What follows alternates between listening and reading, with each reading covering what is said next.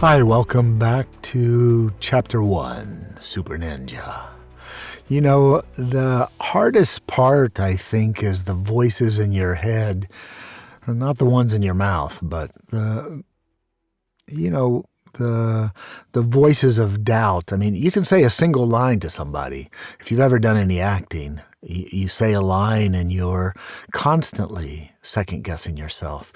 You can meet someone in a bar or a restaurant and try to say hello, and you're going to second guess yourself. And so, that's a 10 or 20 second exchange. So imagine 5, 6, 10, 20, 30, 40 hours of it to ignore those voices. And so this is me, second guessing myself for the 100th time and trying to stay accountable. So this is Super Ninja. This is actually the third novel I wrote, but it's the one that's most current in my head and has a lot of challenges. And so try to read the story and share it with you and hope you enjoy it. This is Chapter 1.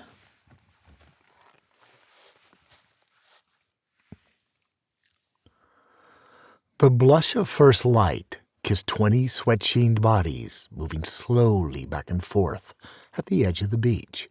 Not exactly moving as one, too disparate and errant to think of as polished, yet somehow more alive because of it. Organic, some might say. They'd mostly be right, and perhaps generous in the assessment. Maybe half a dozen looked like legitimate athletes, while the rest looked like they'd come from one of the nearby hippie communes. Bell-bottom jeans and paisleys and garish stripes, tie-dyed shirts and brightly colored bandanas, unkempt beards and untamed hair. Or maybe they were all escapees from an insane asylum. More than a few, with their ragged, mismatched clothes piled on top of gaunt bodies, despite the early morning Miami heat, looked homeless. And as their first time as part of the group, 3 women, little more than girls, perhaps came closest to keeping up. Powerful arms and shoulders of the leader demanded respect from the athletes, while the ragged jeans and tattered remains of a T-shirt placed him more in camp with the homeless. Still, crystal blue eyes set in a handsome face, burnished from days of South Florida sun, let us know what may have attracted the young women. Light danced off beads of sweat until they ran in streams across broad slabs and carved ridges of muscle onto the warm sands beneath unshod feet. Left and right, up and down, forward and back, filled with strength and grace. Embrace tiger, return to mountain. Crane lifts leg and turns his head.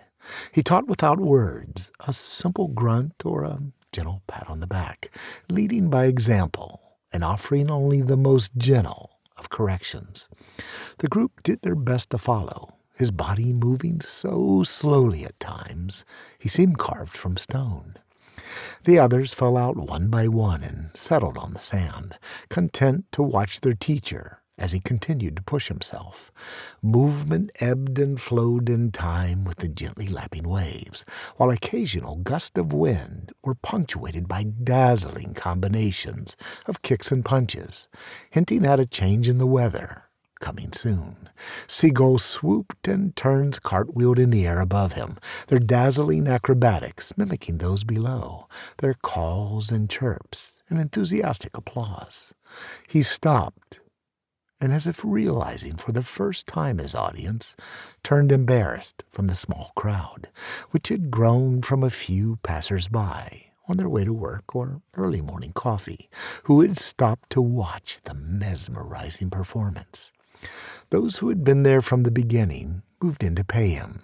A few single bills, a few coins, part of a sandwich, a hastily scrawled IOU, a couple of joints, and a half-empty pint bottle of cheap whiskey. "You are one badass cat. Shit is cool, man. man. "Peace, dude!" He accepted it all without comment, other than the gratitude that lit eyes mostly hidden beneath a tangled mop of hair.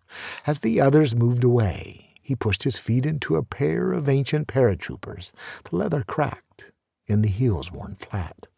Despite his sweat and the coming heat, he pulled on an army coat.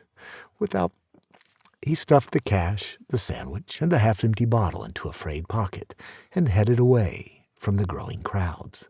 Without thinking, he found himself wandering toward the smell of strong Cuban coffee, wafting from a ventanita, a small walk-up window cut into the side of a wider, sit-down cafe that had yet to open.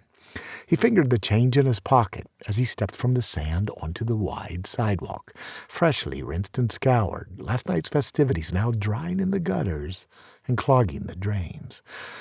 Thought better of it when he heard the big guy in front of him reading from a little chalkboard menu, ordering for himself and his girlfriend. "Por favor, dos cortado." His accent letting the world know he was down from Jersey and butchering the name of the iconic coffee into something that rhymed with potato. Screw it. He'd wait. Today was a big day. He'd shower on the beach or bathe in the ocean, then find his caffeine somewhere off the beaten path. Maybe treat himself to a real breakfast for once. He turned away, looked back to the ocean, and headed toward the surf.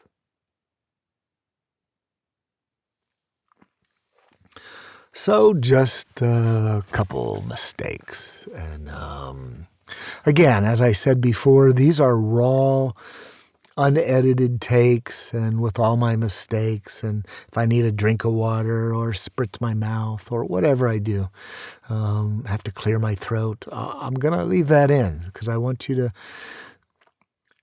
to be able to see the process. The edited version is the version that I would release, but I think these are important too, and I hope they are useful to you. We'll later talk about different microphones and headphones and software and anything that you might want to know that I use. And, feel free to leave comments, good or bad. I'm okay. And meanwhile, I'm on to Chapter 2, Super Ninja. Thanks for coming in.